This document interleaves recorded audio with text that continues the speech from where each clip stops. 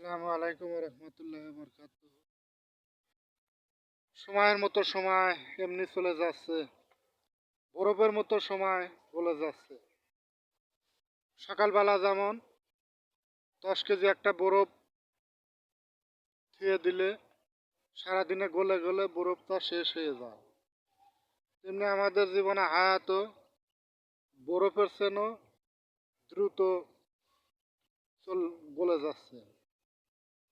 হায়াত আমাদের জীবন থেকে চলে যাচ্ছে, একদিন চলে গেলে সেটাই আমাদের জীবন থেকে হায়াত চলে যাচ্ছে। মানুষের হায়াত কোনদিন বাড়ে না, হায়াত কমে। তাই আমরা বেশি বেশি আল্লাহর জিকির করি, সর্ব অবস্থায় আল্লাহর জিকির করি, 5 ওয়াক্ত নামাজ পড়ি, হারাম হালাম হালাল হারাম বেছে চলি, সৎ ব্যবহার করি, সর্ব অবস্থায় আল্লাহর জিকির করি।